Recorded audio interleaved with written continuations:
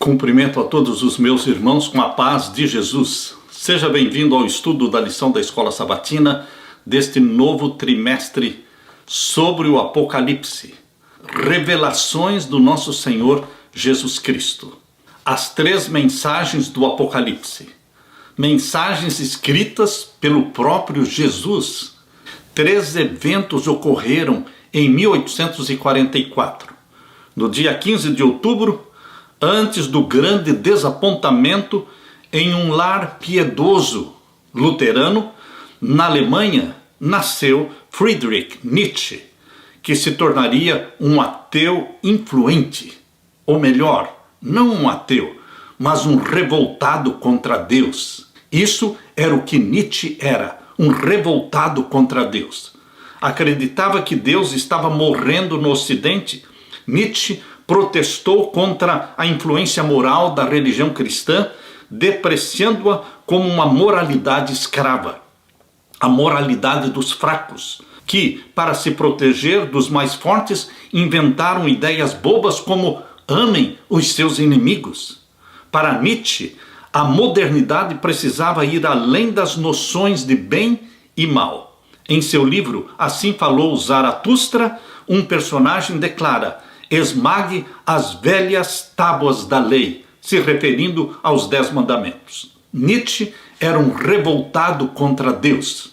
O ateu, ele não crê em Deus, não crê que exista Deus. O ateu não pode estar revoltado com Deus porque ele não crê na existência de Deus. Porém, Nietzsche, ele era de um lar cristão, ele recebeu uma influência cristã durante toda a sua infância, mas ele se rebelou contra Deus. Em 1844, também, Karl Marx escreveu a obra Manuscritos Econômicos e Filosóficos de 1844. Esta obra foi publicada em 1932 pela União Soviética. Os manuscritos de Marx mostram o desenvolvimento inicial da ideologia de Marx, que defendia uma realidade materialista que se movia por etapas econômicas até que os trabalhadores do mundo se unissem e destruíssem seus opressores capitalistas e criassem uma utopia na Terra. Uma utopia que nunca se tornou verdade. Mas, em 1844, também Charles Darwin, no ensaio de 1844, ele produziu uma das primeiras expressões da teoria evolucionista. Somente em 1859, Charles Darwin publicou o seu livro Origem das Espécies. Publicou a teoria de que a vida na Terra teria surgido de um ancestral comum por meio de processos naturais e acidentais. Queridos, em 1848, também, queridos, surgiu o espiritismo moderno. Aconteceram aqueles fenômenos demoníacos lá na casa das irmãs Fox, no estado de Nova York. Foi em 1848. Veja que por volta de 1844 e 1848 surgiram então os grandes enganos de Satanás, enganos mundiais, como o marxismo, como o evolucionismo, como o espiritismo. Queridos, tudo isso era um esforço de Satanás para neutralizar a mensagem profética mundial que começaria a ser pregada em 1844, a mensagem dos 3 anjos de Apocalipse 14. Por quê? Porque no ano de 1844 acabaram os 2.300 anos de Daniel 8:14. Esta grande profecia, a maior profecia de tempo profético da Bíblia, 2.300 anos, que começaram lá em 457 a.C., acabaram exatamente em 1844 depois de Cristo. E Satanás, que entende as profecias, mas não obedece a Deus, não ama a Deus, ele planejou criar também em 1844 e nos anos seguintes os maiores enganos do mundo: evolucionismo, comunismo, espiritismo, tudo para neutralizar a verdade que se chama Revelações de Jesus no Apocalipse. Contra Karl Marx, o movimento adventista proclama que não é este mundo que vai se transformando humanamente em um paraíso para os seres humanos, não, mas é o reino do nosso Senhor Jesus Cristo que será implantado, e um novo céu e uma nova terra. Este é o sonho de Deus, não o sonho de Marx, mas o sonho de Deus para os filhos e filhas de Deus, gerados pelo Espírito Santo. Contra Darwin, Charles Darwin, o movimento adventista do sétimo dia ensina que a vida se originou não num jardim zoológico, mas no jardim do Éden. Sim, nossos ancestrais não foram orangotangos e chimpanzés, mas os nossos ancestrais foram Adão e Eva, criados à imagem e à semelhança de Deus, lá no jardim do Éden. Numa semana de 7 dias, no 6º dia, Deus criou Adão e Eva. E no 7º dia, abençoou, descansou e santificou. Este é o ensinamento bíblico pregado pelos adventistas do 7º dia contra a doutrina satânica darwinista do evolucionismo. E, queridos, contra Nietzsche, este revoltado contra Deus, o movimento adventista do 7º dia proclama que não só que Deus existe, sim, Deus existe, Deus não morreu, não.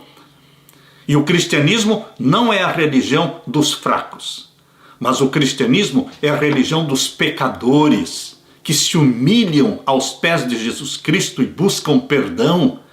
Sim, queridos, o código universal de Deus, os 10 mandamentos, não foram destruídos e nunca serão destruídos. As antigas tábuas da lei eram somente cópias dos 10 mandamentos originais que estão no céu, na arca do concerto do santuário celestial. Queridos, nós perguntamos, seria uma mera coincidência que todos esses eventos mundiais e satânicos surgiram no mesmo período de 1844? Não, não foi coincidência. Marx, Nietzsche, Darwin causaram danos irreparáveis à humanidade.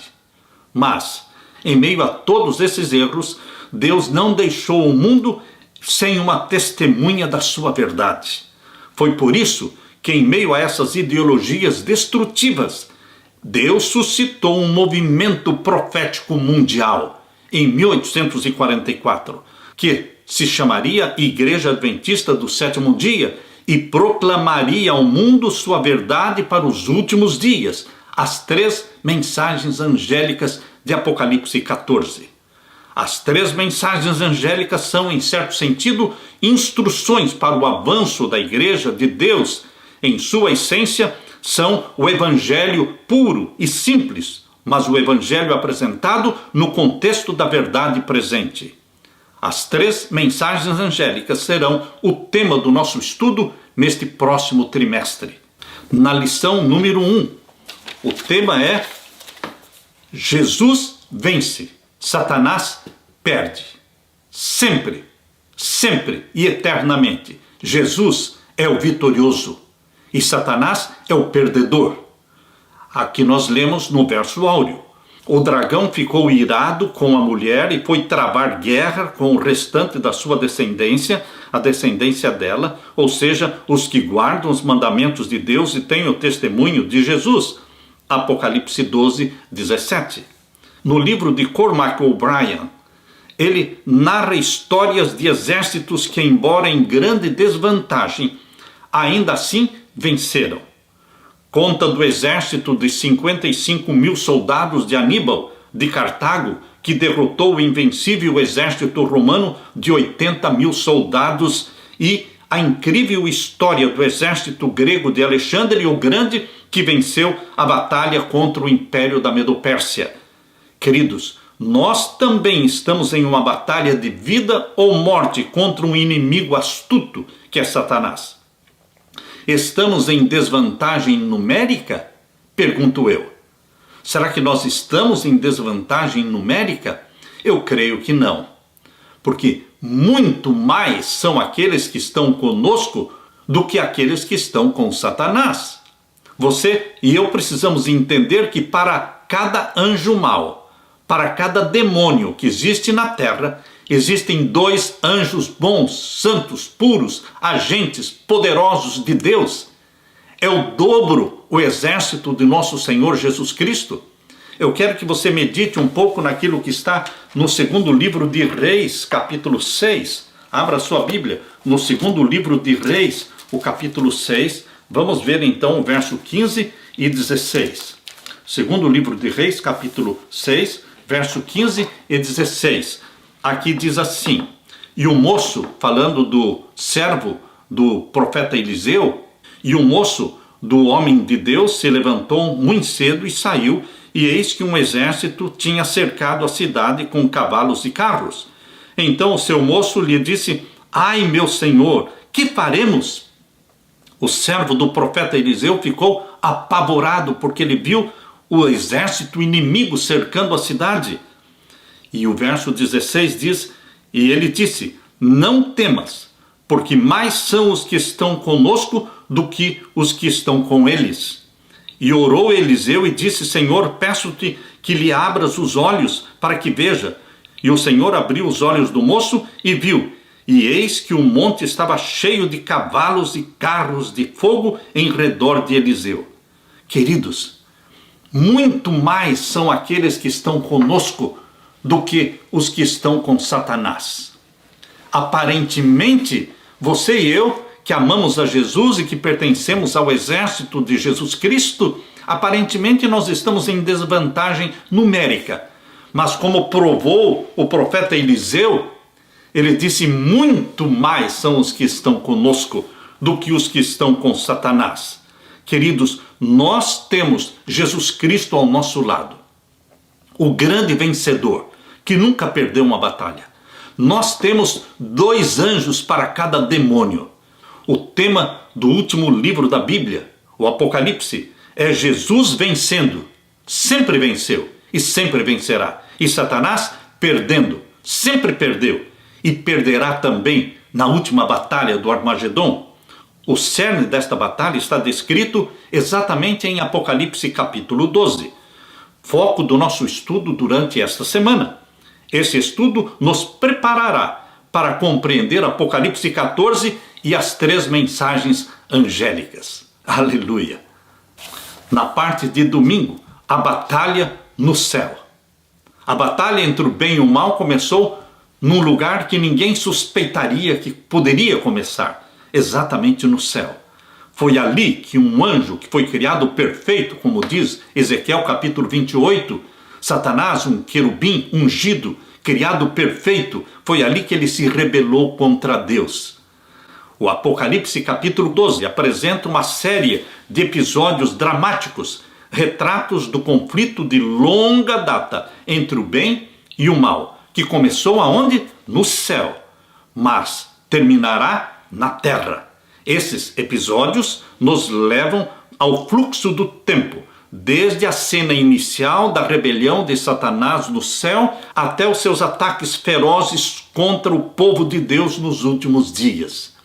Você e eu sentimos na pele esse conflito entre o bem e o mal. Mas nós estamos ao lado do vitorioso Jesus Cristo. Aleluia! Abra sua Bíblia e vamos ler Apocalipse capítulo 12 e os versos 7 até o verso 9. Apocalipse capítulo 12 e os versos 7 até o verso 9. Você pode ler comigo agora. Aqui diz: e houve batalha no céu. Miguel e os seus anjos batalhavam contra o dragão, e batalhava o dragão e os seus anjos. Entenda, meu querido irmão, que Miguel é o nome de guerra do nosso Senhor Jesus Cristo. Sempre que ele está em batalha contra Satanás, o nome que ele usa é Miguel. Miguel significa aquele que é igual a Deus. Somente um é igual a Deus, o Filho. O Filho é igual ao Pai, ambos de natureza divina e eterna. Por isso diz aqui que Miguel e os seus anjos, 2/3 dos anjos permaneceram leais a Deus. Por isso são 2 anjos bons contra um anjo mau. Nessa luta, neste conflito entre o bem e o mal, sempre o exército do nosso Senhor Jesus Cristo tem um número muito maior. Miguel e os seus anjos batalhavam contra o dragão, e batalhava o dragão e os seus anjos. Verso 8. Mas não prevaleceram, nem mais o seu lugar se achou nos céus, porque eles foram expulsos do céu. Satanás e os seus anjos foram expulsos do céu e foram expulsos para o planeta Terra. Quando eles foram expulsos para o planeta Terra, Adão e Eva ainda não estavam aqui. Ainda não tinha acontecido a semana da criação. Existia o planeta, mas não existia vida no planeta. Gênesis capítulo 1, verso 2, que começa falando da criação do planeta Terra, ali mostra que Deus deu vida e deu forma ao planeta Terra depois da expulsão de Satanás. Qual é a prova disso? A prova é de que no 6º dia da semana da criação, quando Deus criou Adão e Eva, já mostrou para eles a árvore da ciência do bem e do mal no meio do jardim.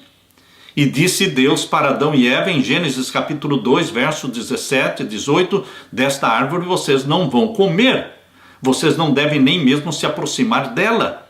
Seria o único lugar em que Satanás os tentaria. Quando Adão e Eva foram criados no 6º dia, Deus explicou para eles sobre a rebelião que teria acontecido no céu. E quem era Lúcifer?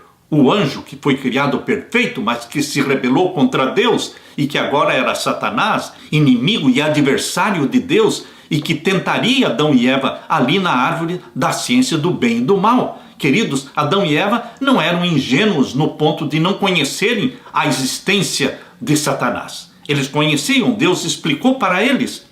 Por isso, queridos, a Bíblia ensina que quando Satanás foi expulso do céu, como diz aqui em Apocalipse 12, verso 9, lemos aqui: e foi precipitado o grande dragão, antiga serpente, chamado o Diabo e Satanás, que engana todo mundo. Ele foi precipitado na terra e os seus anjos foram lançados com ele.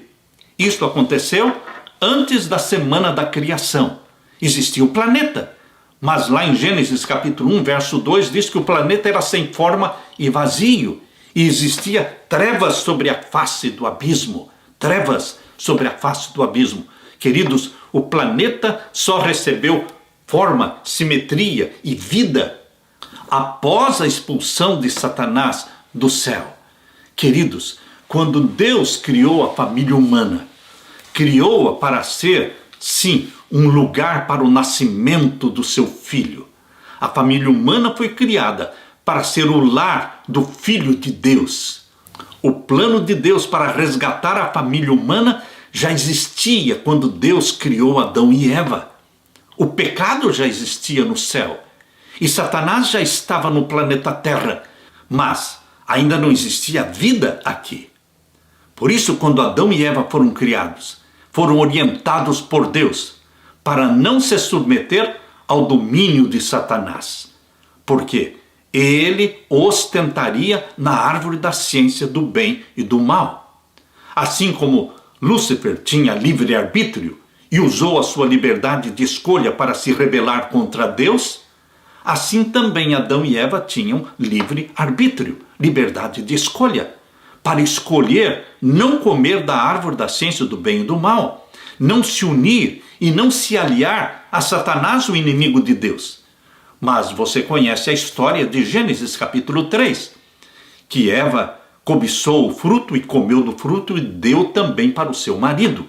E eles pecaram, se tornaram aliados de Satanás, transferindo para Satanás o domínio do planeta Terra. Foi esse domínio do planeta Terra que Jesus Cristo veio para reconquistar. Jesus Cristo se tornou um de nós, se tornou membro da família humana, carne da nossa carne, sangue do nosso sangue, para resgatar a família humana, para resgatar o planeta Terra, para ter aquela soberania que Adão e Eva perderam quando pecaram, quando se submeteram a Satanás. Queridos, a liberdade de escolha é um princípio fundamental do governo de Deus, tanto no céu como na terra. Deus não criou robôs, nem no céu e nem na terra. Criados à imagem divina, nós como seres humanos podemos fazer escolhas morais. O poder da escolha está estreitamente alinhado com a capacidade de amar. Tirando o poder da escolha, destrói-se a capacidade de amar, pois o amor nunca pode ser forçado ou coagido. O amor é uma expressão de livre arbítrio. Cada anjo do céu foi confrontado com a escolha de retribuir o amor de Deus ou de se afastar em egoísmo, arrogância e orgulho. Assim como os anjos celestiais foram confrontados pelo amor como uma escolha eterna, o Apocalipse apresenta a cada um de nós escolhas eternas no conflito final da terra. Nunca houve neutralidade no conflito. Quem não é por mim é contra mim, disse Jesus Cristo em Lucas capítulo 11, verso 23. Quem comigo não ajunta, espalha. É impossível existir neutralidade. Ou nós estamos totalmente ao lado de Jesus Cristo, ou estamos totalmente ao lado de Satanás. São dois senhores, o senhor do bem, o senhor do mal, são dois exércitos, e você, meu querido irmão, e eu, nós escolhemos de que lado vamos estar, de corpo inteiro. Não haverá neutralidade na guerra final. Assim como cada anjo escolheu o lado de Jesus ou o lado de Lúcifer, a humanidade será levada à escolha final e irrevogável no fim dos tempos. Quem terá essa lealdade, adoração e obediência? A quem você vai ser leal, obediente e submisso? Você escolhe a quem obedecer, a quem ser leal. Esse sempre foi o ponto em questão e ainda será, contudo de forma mais dramática na crise final da história da Terra. Diante disso, eis a notícia incrivelmente boa. Apocalipse 12 descreve o triunfo do nosso Senhor Jesus Cristo. E você e eu, usando o livre-arbítrio que temos, deveremos fazer a escolha do lado de Jesus ao lado do vencedor. É maravilhoso poder escolher um lado em uma batalha na qual sabemos de antemão que o vencedor é Jesus. Você escolhe estar ao lado de Jesus, já sabendo de antemão que ele é o vencedor, sempre foi o vencedor e assim será.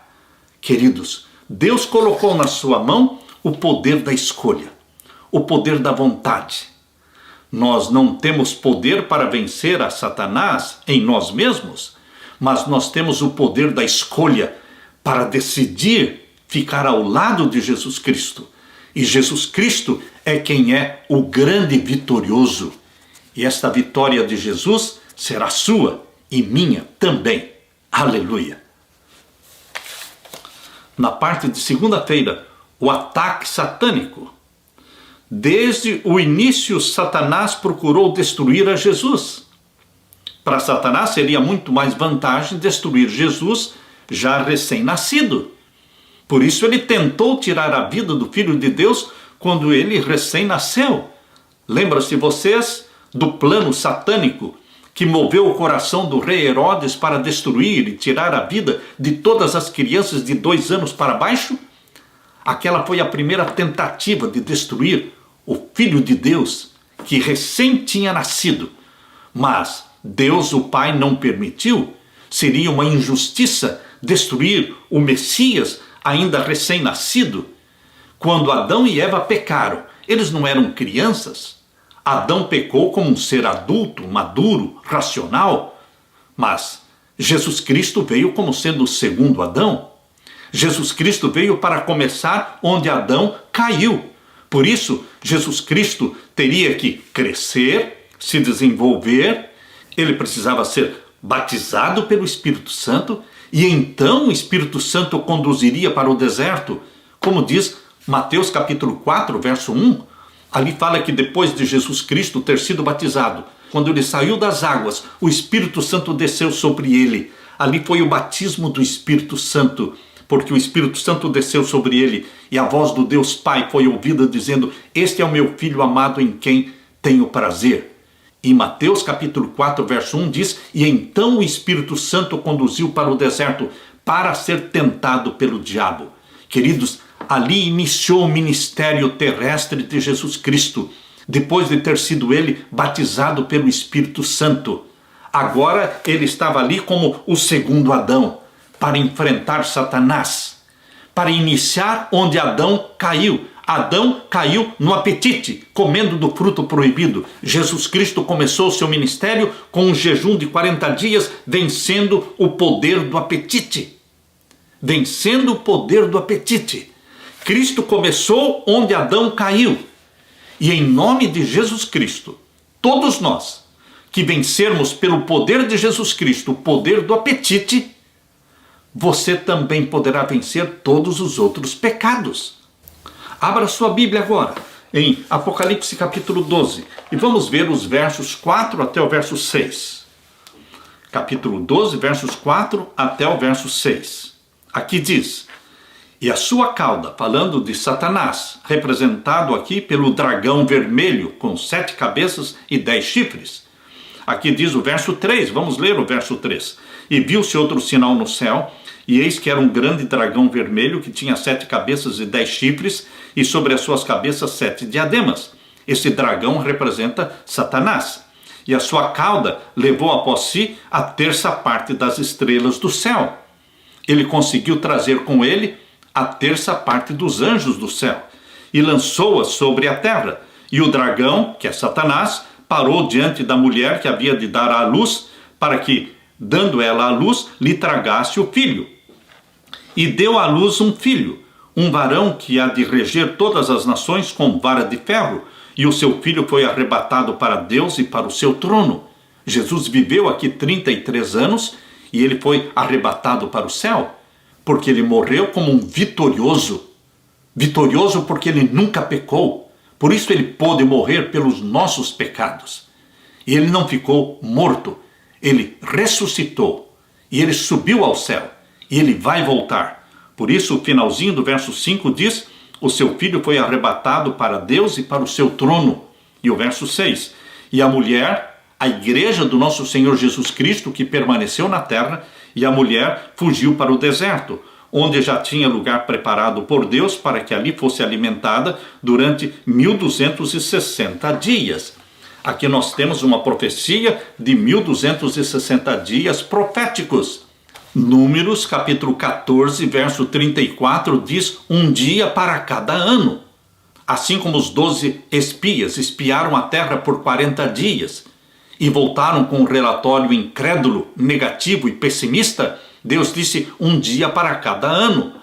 E assim eles peregrinaram e vaguearam pelo deserto 40 anos. Queridos, o tempo profético é assim, um dia para cada ano. 1260 dias são 1260 anos. É o tempo de perseguição de Satanás contra a igreja de Cristo durante a Idade Média. Abra também a sua Bíblia em Efésios capítulo 5. Efésios capítulo 5, vamos ler então o verso 25 a 27.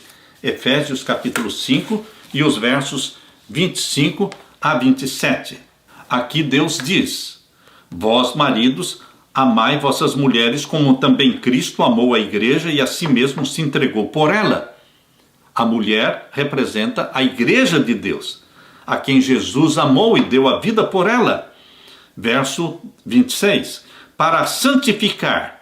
Eis o propósito de Jesus para com a sua igreja, para com você, para comigo. O que ele quer fazer? Santificar você, purificando-a, purificar você, com a lavagem da água pela palavra, para apresentar a si mesmo igreja gloriosa, sem mácula, nem ruga, nem coisa semelhante, mas santa e irrepreensível. Veja o alto padrão de santidade que Jesus colocou para a sua igreja, para você e para mim. Queridos, Deus quer implantar o caráter de Jesus em você. Deus tem um alto padrão de santidade para a sua igreja. Apresentar-se a si mesmo igreja gloriosa, sem mácula, sem ruga, nem coisa semelhante, mas santa e irrepreensível. É isso que Deus sonha para você. A pureza de Jesus, a santidade de Jesus. Queridos, e o verso 32 diz: grande é este mistério, digo, porém, a respeito de Cristo e da igreja. A igreja é a esposa de nosso Senhor Jesus Cristo. Ele é o noivo. Queridos, nós deveremos ser apresentados diante de Jesus Cristo como pessoas santas, porque Ele é santo. Mente pura, porque Ele nos dá a mente dele. Na Bíblia, o cetro é símbolo do domínio ou governo. É símbolo de um governo indestrutível, todo-poderoso e invencível. Jesus enfrentou todas as tentações que experimentamos e foi vencedor. Aleluia! O diabo é um inimigo derrotado. Pense assim, o vencedor é Jesus Cristo. E se você e eu estamos com Jesus, nós também somos vencedores. Cristo triunfou sobre Satanás durante a sua vida, morte e ressurreição. Visto que Jesus já derrotou a Satanás na cruz do Calvário, podemos ser vitoriosos também. A vitória de Cristo foi completa, mas o grande conflito entre Cristo e Satanás ainda não acabou. No entanto, quando aceitamos pela fé o que Cristo fez por nós, nossa dívida de pecado é cancelada, aleluia, e os nossos pecados são perdoados, louvado seja Deus. Perante Deus somos perfeitos, cobertos pela justiça de Cristo. Paulo escreveu sobre ser achado nele, não tendo justiça própria, que procede da lei, mas aquela que é mediante a fé em Cristo, a justiça que procede de Deus, baseada na fé. Efésios 3:9. Se somos perdoados, não há nada de que possamos ser acusados. Jesus conquistou e venceu para sempre o pior que o pecado e o mal poderiam lhe fazer. Jesus atacou o mal e o venceu. Aleluia! Quando aceitamos a Jesus pela fé, a vitória de Jesus também é nossa. Creia nisso, meu querido irmão. E permita que Jesus lhe dê, implante em você a mente de vencedor. Uma mente que sempre vai repetir: eu posso todas as coisas em Cristo que me fortalece. Aleluia! Na parte de terça-feira, aceitando a vitória de Jesus. Oh, queridos, a batalha é de Deus. Nós lemos na história do rei Josafá. Ele colocou os cantores e os sacerdotes na frente do exército e eles iam louvando a Deus. E enquanto eles louvavam a Deus, os inimigos estavam sendo destruídos. Por quem? Não pelo exército de Israel, mas pelo próprio Deus. Deus disse: minha é a batalha, eu vencerei. Vocês vejam o que eu vou fazer. Queridos, aceitar a vitória de Jesus é entender que a batalha é de Deus. Nós nos colocamos ao lado de Jesus Cristo, mas é Ele quem batalha as nossas guerras. E Ele nos dá a vitória. Jesus Cristo foi vitorioso no céu, expulsando Satanás. Jesus Cristo foi vitorioso no deserto. Durante os 40 dias de jejum, Ele venceu a Satanás. Nas 3 tentativas satânicas para destruir Jesus, Jesus Cristo foi vitorioso. Jesus Cristo venceu a Satanás na cruz. Por quê? Ele morreu sem pecado. Por isso Ele pôde incorporar os nossos pecados, morrendo pelos nossos pecados, mas Ele mesmo nunca praticou pecado. Por isso Ele venceu a Satanás no Getsêmani, Ele venceu a Satanás na cruz do Calvário e Ele venceu a Satanás na ressurreição, deixando o túmulo vazio, a sepultura aberta e proclamando: eu sou a ressurreição e a vida, e aquele que crê em mim, ainda que morra, eu o ressuscitarei. Jesus Cristo vencerá Satanás mais uma vez, na última grande guerra, chamada de Armagedon. Queridos, Jesus Cristo é sempre o vitorioso. Você quer a vitória de Jesus? Ela está à sua disposição. Você pode reivindicar a vitória de Jesus pela fé nele. Jesus nunca perdeu uma batalha contra Satanás. Ele é o poderoso conquistador, vencedor sobre o mal.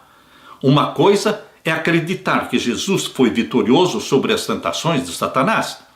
Outra, bem diferente, é acreditar que a vitória de Jesus também é sua vitória, é minha vitória.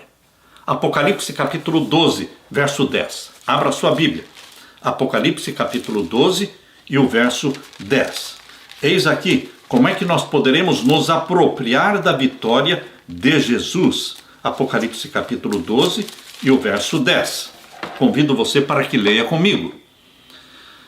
E ouvi uma grande voz no céu, que dizia: agora chegada está a salvação e a força e o reino do nosso Deus e o poder do seu Cristo, porque já o acusador de nossos irmãos é derribado, o qual diante do nosso Deus os acusava de dia e de noite. Até quando Satanás pôde ter acesso ao céu, acusando os filhos de Deus diante de Deus? Até a morte de Cristo na cruz. No Antigo Testamento, Satanás representava o planeta Terra, a família humana, nos concílios do céu. Exatamente como Jó capítulo 1 e Jó capítulo 2 nos explicam. Satanás ia aos concílios do céu representando a família humana. Isso durou até a morte de Jesus na cruz. Mas quando Jesus Cristo morreu sem pecado, morreu pelos nossos pecados, ressuscitou e subiu ao céu, ele se tornou o representante da família humana. E nunca mais Satanás deixou o planeta Terra. Ele está preso ao planeta Terra para todo sempre. E assim ele ficará durante os 1000 anos, continuará preso no planeta Terra, sem forma e vazio, porque o planeta Terra vai se tornar trevas e abismo durante os 1000 anos. Os 1000 anos em que você e eu vamos estar no céu com Jesus, Satanás estará preso no planeta Terra, que se tornará um abismo. Queridos, Satanás é o derrotado, Jesus é o grande vencedor. E Jesus Cristo, quando morreu na cruz, foi declarada a vitória dele. Por isso, Apocalipse 12, verso 10, precisa ser entendido como uma referência à morte de Jesus na cruz, quando ele derrubou Satanás pela segunda vez. A segunda vez que Jesus derrubou Satanás, derrubou como representante da família humana no céu. Nunca mais Satanás seria representante da família humana. A primeira queda de Satanás está em Apocalipse 12, verso 7, quando ele foi expulso do céu na qualidade de um anjo. Mas, queridos, agora em Apocalipse 12, verso 10, está falando da segunda queda de Satanás como representante da família humana. Por isso diz aqui, capítulo 12, verso 10, e ouvi uma grande voz no céu que dizia: agora chegada está a salvação e a força e o reino do nosso Deus e o poder do seu Cristo. Quando é que foi declarada a vitória de Jesus Cristo? Quando ele morreu na cruz do Calvário, sem pecado. Aqui diz, queridos, e o reino do nosso Deus e o poder do seu Cristo, porque já o acusador de nossos irmãos é derribado, o qual, diante do nosso Deus, os acusava de dia e de noite. Jesus Cristo é o grande vitorioso. Embora a batalha ainda se alastre intensamente pela terra, Satanás perdeu, ponto final. Isso é verdade não só quanto à vitória final de Cristo no clímax da história, mas também em nossa batalha contra os principados e poderes do mal em nossa vida.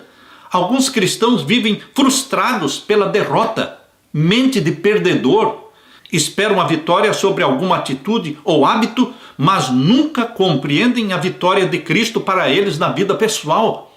Queridos, Deus quer nos tirar esta mente de fracasso e de derrotado e quer nos dar a mente vitoriosa de Jesus Cristo, porque a batalha entre Cristo e Satanás já foi obtida, a vitória. A vitória é nossa.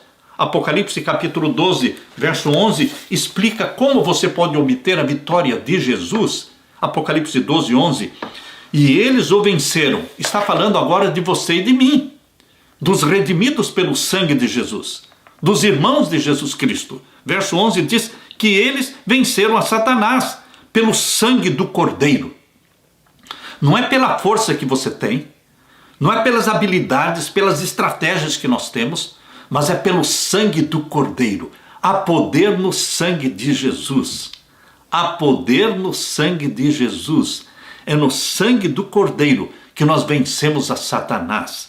É agarrado a Jesus Cristo, é submisso a Jesus Cristo, queridos, que nós vencemos a Satanás. A luta entre Cristo e Satanás não é nossa. E eles o venceram pelo sangue do Cordeiro e pela palavra do seu testemunho, e não amaram as suas vidas até a morte. Queridos, Deus está nos convidando para esta vitória pelo sangue do Cordeiro. Nas mensagens do Apocalipse, Para as 7 igrejas, encontramos 7 vezes a expressão eles o venceram. Eles o venceram. Em todas as igrejas do Apocalipse, são 7 igrejas no Apocalipse, em todas elas existe a promessa da vitória. Vitória em Jesus Cristo. Observe como é possível ser vitorioso por causa do sangue do Cordeiro. Apocalipse 12, verso 11. Em Apocalipse 5, 6, em visão profética, João olhou para o céu e viu um cordeiro que parecia que tinha sido morto. O sacrifício de Cristo é o foco da atenção de todo o céu. Não há nada mais sublime do que a cruz para demonstrar o amor infinito e insondável de Deus. Quando aceitamos pela fé o que Cristo fez por nós na cruz e continua fazendo por nós no santuário celestial, nossa dívida é cancelada e somos perfeitos aos olhos de Deus. Aleluia! Perfeitos aos olhos de Deus, porque Deus vê Jesus Cristo em você. Nossos pecados são perdoados. Foi expulso o acusador dos irmãos de Cristo, Apocalipse 12, 10.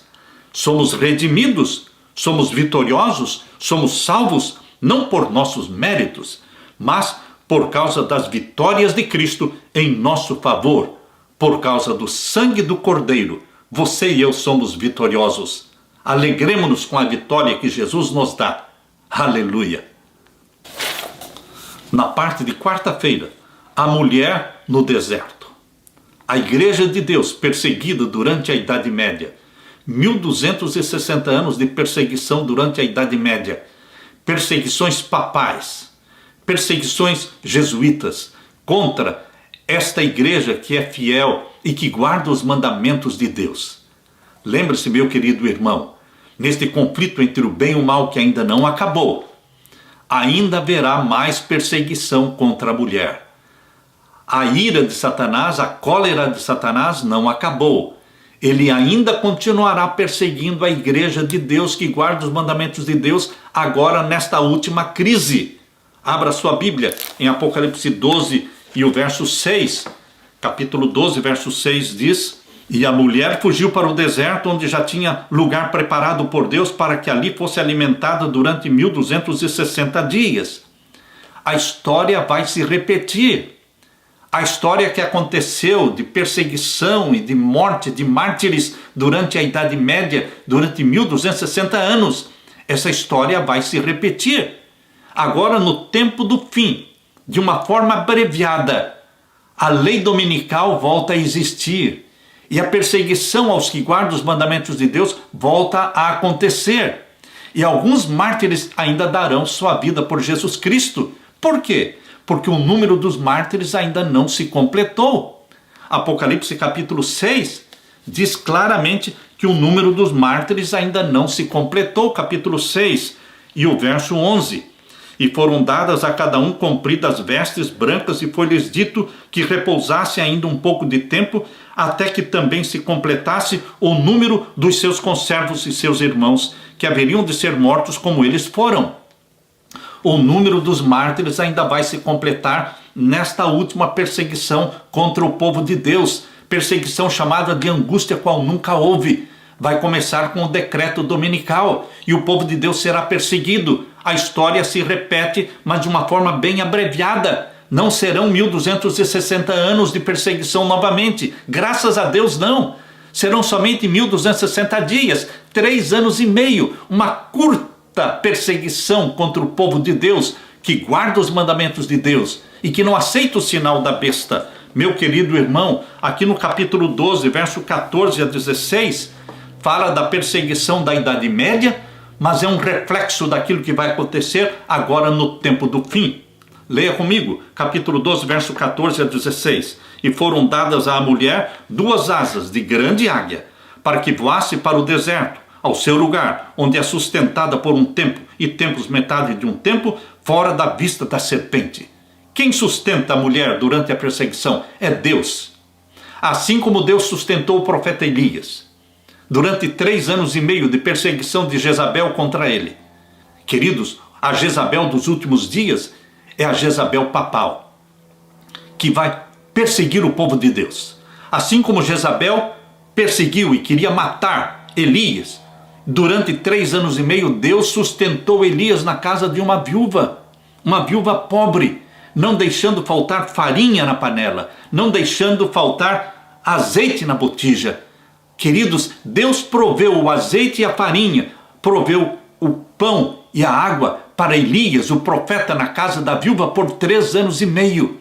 Deus vai cuidar dos seus profetas, do seu remanescente no tempo do fim. Os que guardam os mandamentos de Deus e têm a fé de Jesus Cristo serão sustentados agora no tempo do fim, assim como o profeta Elias. Serão sustentados por 3 anos e meio. É assim que a Bíblia diz, em Apocalipse 13, verso 5, por 42 meses. A história se repete, meu querido irmão.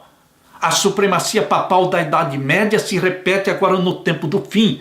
O decreto dominical de Constantino, lá em 321, se repete agora novamente. A lei dominical será implantada no mundo e o povo de Deus será novamente perseguido por guardar os mandamentos de Deus. Os 10 mandamentos da santa lei de Deus. E queridos, aqui diz no verso 15 e 16, e a serpente lançou da sua boca atrás da mulher água como um rio, para que pela corrente a fizesse arrebatar. Satanás perseguindo a igreja na Idade Média. E para onde Deus trouxe a sua igreja para salvá-la? Para a América do Norte. Deus providenciou na América do Norte um refúgio para a sua igreja. Por isso diz aqui o verso 16, e a terra ajudou a mulher.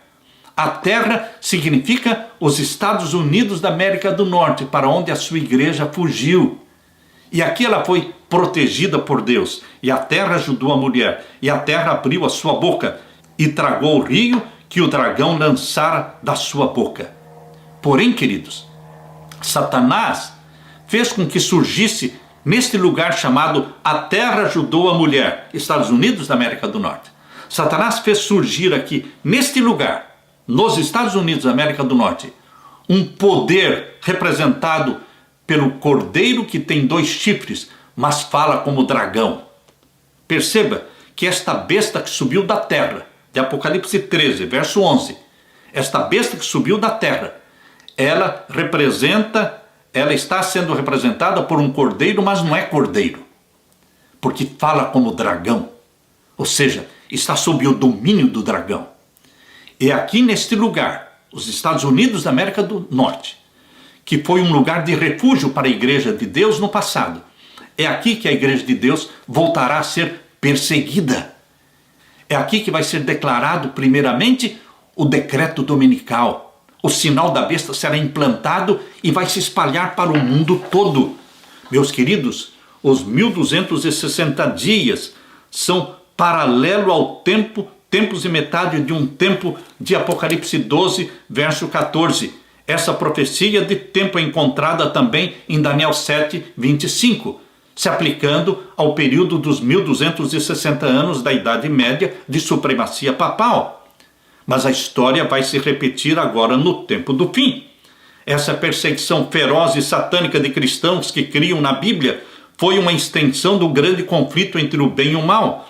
Saindo da escuridão da Idade Média, na época da Reforma, homens e mulheres foram confrontados com uma escolha.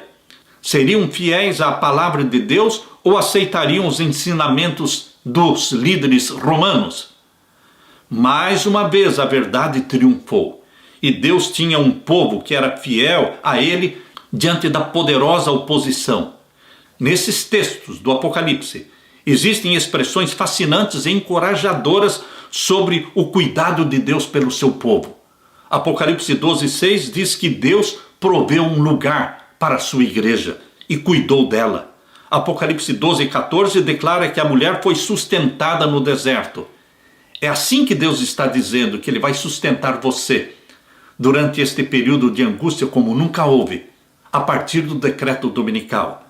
Ele não esqueceu de você, nunca vai se esquecer de você, querido filho, querida filha, remidos pelo sangue de Jesus Cristo. Deus proveu para a sua igreja, assim como fez no passado, Ele faz uma provisão para o seu remanescente no tempo do fim.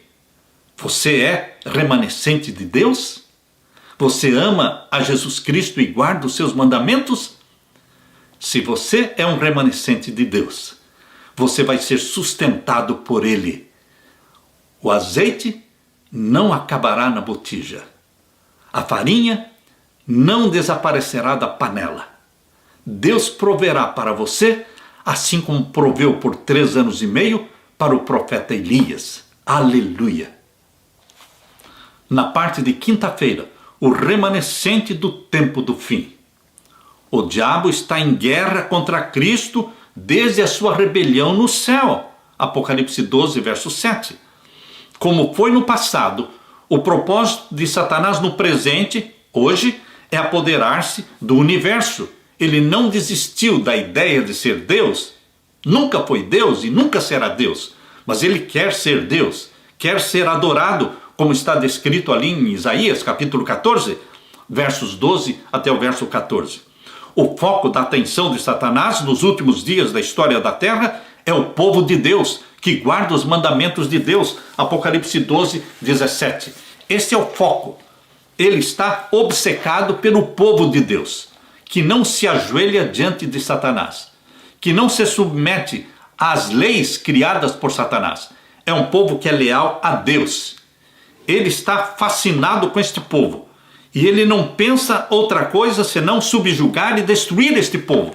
Mas, queridos, lembremos que Satanás é um poder derrotado. E você, em Jesus Cristo, é vitorioso. Por isso nós lemos Apocalipse 12, 17.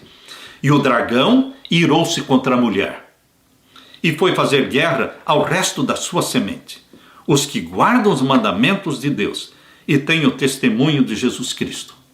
Agora, no tempo do fim, quando o mundo todo estará guardando o domingo, segundo os mandamentos papais, segundo os 10 mandamentos do Catecismo Romano, existirá na terra um remanescente, é um pequeno número de filhos e filhas fiéis a Deus, que insistem em guardar os 10 mandamentos escritos pelo dedo de Deus, assim como está declarado ali em Êxodo capítulo 20. Queridos, os 10 mandamentos de Êxodo capítulo 20 estão em oposição aos 10 mandamentos papais. O sábado bíblico instituído por Deus está em oposição ao domingo papal. E Deus tem na terra um remanescente fiel. É isso que Apocalipse 12, 17 está declarando. E o apelo de Deus aqui é que você faça parte deste remanescente fiel de Deus. Você terá a ira de Satanás, é óbvio, mas você terá o amor de Jesus Cristo e a proteção dos anjos, dos agentes invisíveis e poderosos anjos de Deus. Eles estarão protegendo você. Não vai lhe faltar a água nem o pão. Mas, queridos, nós precisamos nos colocar ao lado de Jesus. O dragão irou-se contra a mulher e foi fazer guerra ao resto da sua semente. Quem são eles? Os que guardam os mandamentos de Deus e têm o testemunho de Jesus Cristo. Satanás é o dragão irado contra a igreja de Jesus. O diabo está furioso com um povo que guarda os mandamentos de Deus. Finalmente, ele promove um decreto para que esse povo não possa nem comprar e nem vender, senão aqueles que tiverem o sinal da besta. Isso está muito claro aqui em Apocalipse 13 e o verso 14 a 17. Aqui diz: engana os que habitam na terra com sinais que lhe foi permitido que fizesse na presença da besta. Veja que Satanás vai fazer muitos e grandes sinais e prodígios agora no tempo do fim. Mas nós não podemos ser iludidos por esses grandes sinais e prodígios.